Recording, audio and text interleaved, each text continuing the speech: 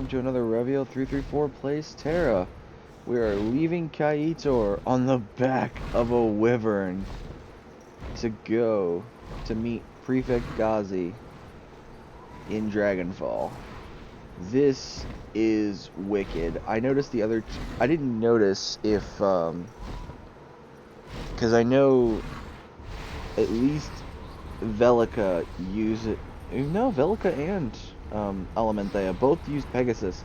This one just uses wyverns, which is cool. And anyone in the comments that'll go, no, that's the dragon. No, I know the difference. This is a wyvern. And honestly, I like wyverns more. Sure, dragons are cool, but I've played enough Dungeons and Dragons and had to dealing with dragons that honestly they're a little played out. But a wyvern? Nah. You hardly get a DM who just throws a wyvern in there. So it's more fun when you see wyverns and stuff. Alright, here we are. Ooh. Ooh. Oh, my map still hasn't. There we go. My map updated. So one of the things I was wanting to check, for some reason it won't let me zoom to Darkwaver. The rest of Darkwaver Woods for some reason. Maybe it's because I haven't been in the area yet long enough. I was going to check to see, because I have a dungeon I could do called Salarin's Sky Garden. I know I'd have to do it twice, once for a new alliance. A group, if I use that, and once for non-group. Alright, so... Oh, it's right, because Dragonfall's on, like, the cusp of being, like, between, Darkwaver and Susurrus. I forgot about that. You have to go out this way to go to Darkwaver. Okay, so there's the Plaza of the Fallen. Let me just do this for a second. Grotto of Lost Souls. Is that one of the ones for that gold? Or, oh. I was trying to... Oh, I already have a cursor.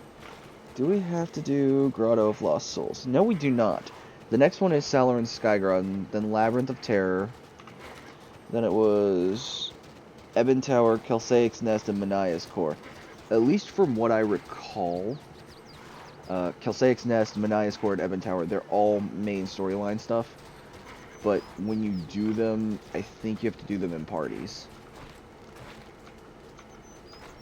You're from the Federation. And I'm not sure if this thing says... Because most of the rest of them you had to solo to get. Alright, so now we gotta go check... Ooh, wait. I gotta remember. We've pulled Kabbalah, we've pulled Shad. Have we pulled Zur Metal Ore before? Have we done Nor Metal Ore? I don't recall. You know what? I'll leave it alone for now. Alright, so these are some of the Spore Walkers.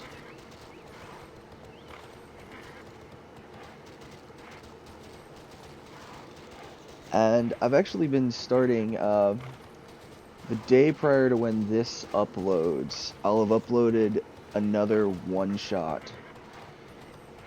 I think that was for... Yeah, I think that was that game. I don't recall which game it was. But I've been starting one-shots a lot recently. And I'm looking into doing... because I've got some emulation software for games. I'm looking into trying to figure out how to get the recorder to work for that. It's actually rather difficult for this recording software to work, because at current I have it set to do just active game, and for some reason it doesn't recognize an emulator as an active game, which is odd to me, because it technically is, but it is also not, because it's emulating a game. I'm thinking about, because there's a bunch of different stuff I've been seeing up on YouTube recently. Some of them have been like randomizers for Majora's Mask and Ocarina. Wow, why do I keep jumping? Oh, I just noticed. Oh, we lost him. Rambo's gone. We have a Lancaris' necklace down here, so we'll sell this one. But we no longer have Rambo. We have to pick everything up ourselves. I mean, I'm fine with that, but man, he lasted so long. Ah. Might have to see if I can get enough EMP up just to get Rambo back. Just to get Rambo back. For permanent. Other than that, did notice when they did the startup this time, instead of, normally it was showing a Papori like leaning back on something. Now the startup has it to where you got like, it looks like a golden version of like the dragon helms that I showed off in the Tera store. Where is this person I was supposed to be talking to? Traveling merchant. Let's go ahead and sell that extra. Don't take it personally. I do, because I've got 20 pet treats and no pet to use them on. Okay.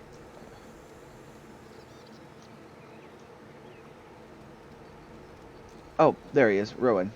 Rowan! Spend a moment here. Search the staff of Isrin for the guards who traveled with Nira. Okay. Well, what was I saying? Yeah, the emulation software and the recording software kind of monkey a little. I've gotten it to work. That might be a new series I start after a few more recordings of various Tera and the one-shots. That way I can get a little bit under my belt a little more under my belt on this before I start it up. Elves lead the way. Alright, so we've talked with Nira, this Mysterium chief researcher, who is an elf, but not as scantily clad as most of them. We must go kill 3 priests that are reinforcing the Ishlangu. There is... and I think you can tell the priest, like, pretty straightforward in this area, if I remember. Because they're, like, in a little cubby up here somewhere. Plus, most of this area is, like, big mamma jammas. Yeah, there he is. Alright. Let's wham-a-lam them. I don't know why I'm thinking like different music for some reason in my head. Just kind of not vocalizing them. Ooh.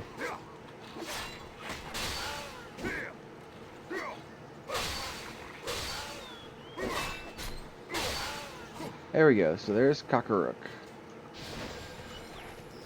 I think none of them dropped anything. We can keep going. Alright, so Kakaruk is dead. So the next one we need to go to is down near the Plaza of the Fallen. And once you get Guardian mode, it makes it easier to get down there. I wish, honestly, I had a level boost to like level 60 so I could get the Fallen stuff. The reason I mention it is, there's a, oh, what is it? There's a Guardian mode, which is when you're doing, like, where we saw the Sky Whale in a previous episode. There's a bunch of quests. There's one down here in the Plaza of the Fallen. I've never actually completed it, but you can go to it, and it's like auto-teleportation. It doesn't even cost you anything. It's actually rather neat to get to different areas that you need to. Alright, so this is the one where this was the one I got confused on because all of them around here look similar to the priest. But the priest is over this way, and I forget that he's specifically named. So, named characters are easier to find. He's up here, actually, to be precise. I also wasn't paying attention half the time when I played it the first time. So I didn't notice that he actually does look massively different than the original.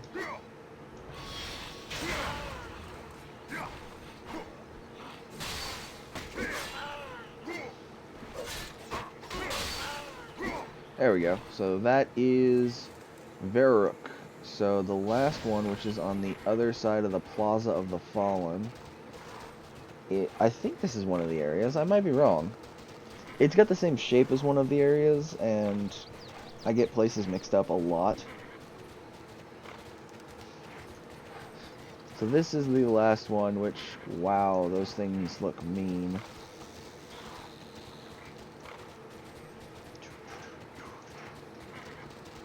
There he is. Yeah, I didn't even realize these Sikandari priests actually look different. And whiffed that first attack.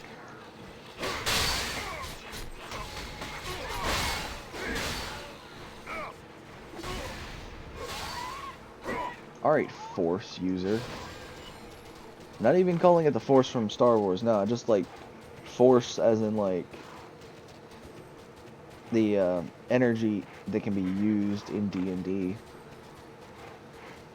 Which I started looking back into some of like, because I originally did like, I did some, did a campaign where I had people my friends, as I was the DM, use the homebrew site, the D&D wiki, for specific classes that were based off of stuff from a anime called Bleach, and I did a campaign that was based in Bleach. We actually got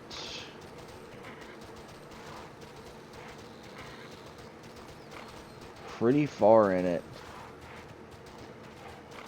I did a little bit of like so that they could get a few levels before having to match up with the main story of the actual anime and manga. I put them in the Soul Reaper Academy first, and it was kind of fun, but they tried warping the thing power. to their okay, so they tried warping it like alright, let's see what Isrenia wants.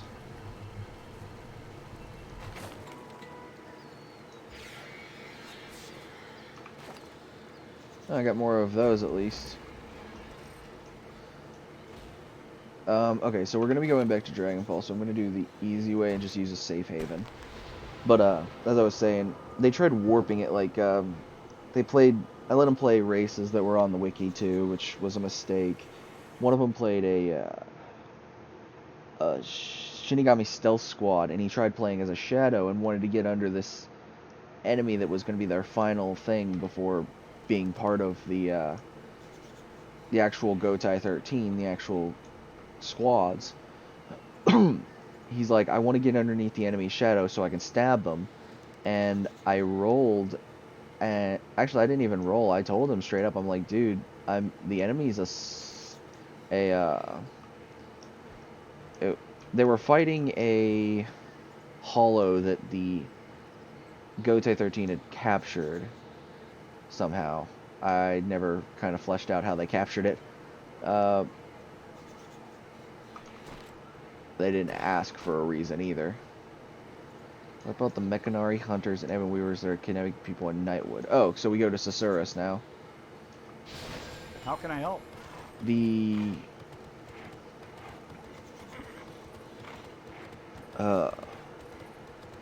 So I told him it was a slug-based hollow.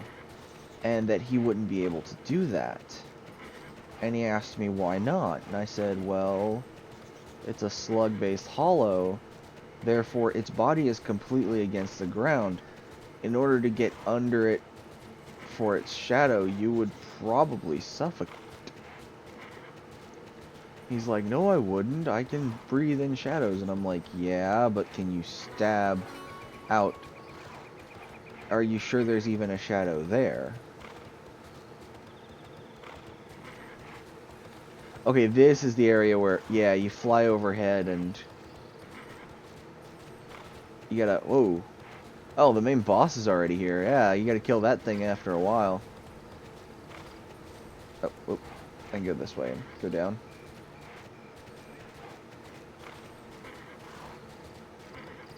But yeah,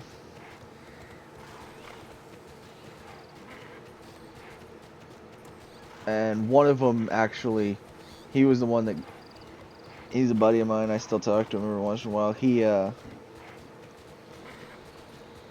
had the idea to ask me because there was a weapon on the wiki that was based on an actual weapon that's, I think it's based on an actual weapon. It's called a Dai Katana. And it's just basically a huge, like, kind of like the Legend of Zelda Bigoron sword, but for a katana. It was like huge and had to be wielded two-handed. And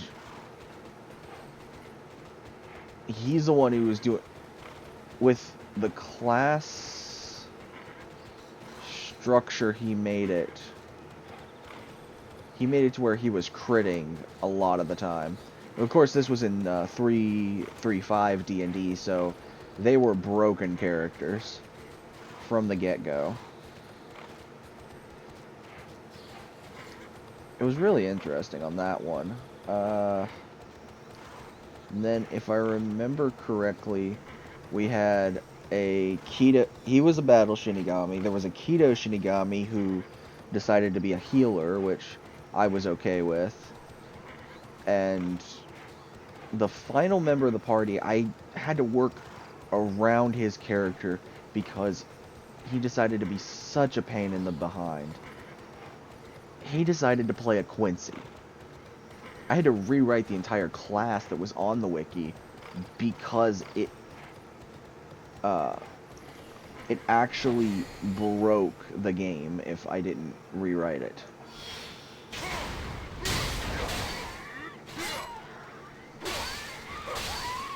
Like, I was trying to think of a way to not break my campaign, and he immediately breaks it with wanting to play a Quincy. And so I was like, alright, what can I do to unbreak this? And I figured out that I could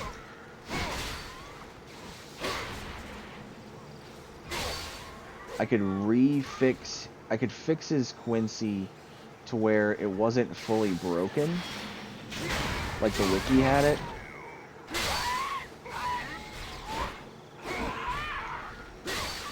And when I did, oh, major replenishment potion, sweet. Oh, there's a relic fragment over here. I missed it. Whoops. Good thing oh, relic shard over there. Okay, I just gotta go back up behind them real quick. Oh, man, I missed. Oh, there's gold right there. See, not having Rambo is bad because I'm not able to see any of the stuff that drops. I'm so forgetful. I'm used to having Rambo be able to just auto pick it up for me. And none of the rest of my pets have auto pickup. They have automatic heals and stuff. Which, I mean, that's good, I guess. And I do have pets. I was wrong. I have pets that can will summon Fae, I guess. The auto heals. I don't know if I should have auto heals or auto mana. Because there's two Fae that I have. One does auto heals, one does auto mana. So, but I had to rework his entire class. I had to I had to figure out a whole backstory for him even being What's your name again? with the rest of the crew, which... Ready to fight. And win. Alright, so now Mechanari Templars.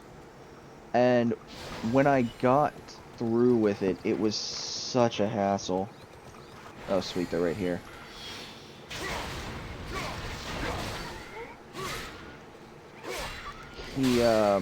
Oh, what was it? My reasoning behind him being there was...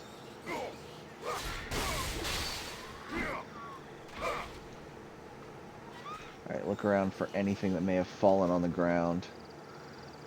My reasoning was that...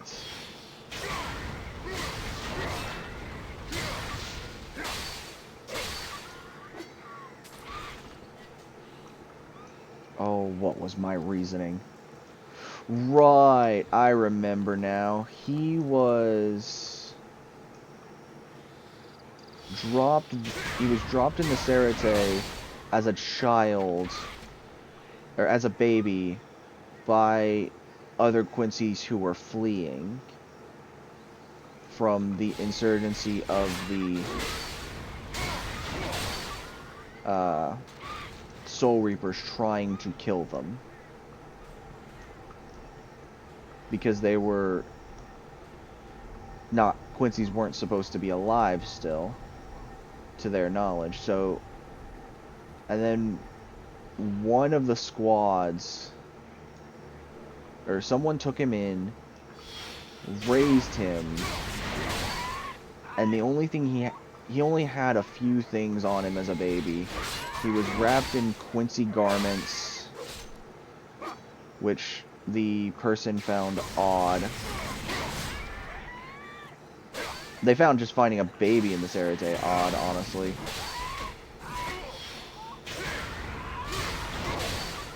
And then...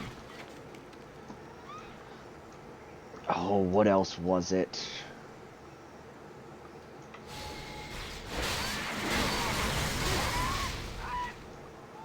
Oh, when he grew up enough that he figured that all of his classmates were able to... Because he was put in the academy as well. When everyone was given a spirit, and a spirit chose them for the...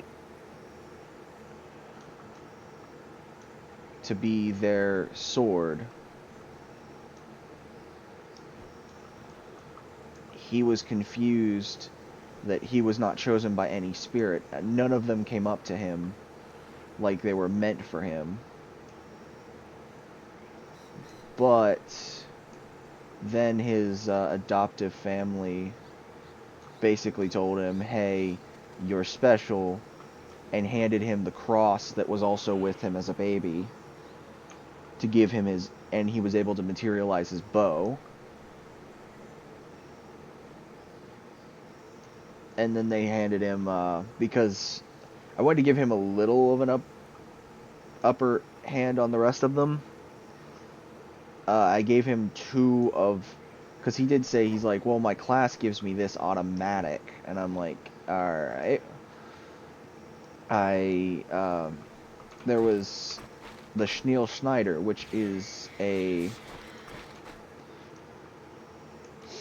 The Schneel Schneider is the swords that can also be used as like a prison cube if you matrixy them right, or a arrow if you decide to just launch one.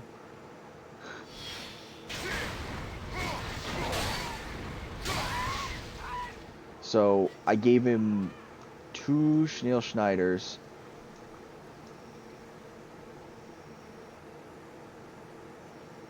That they said were on him as a child.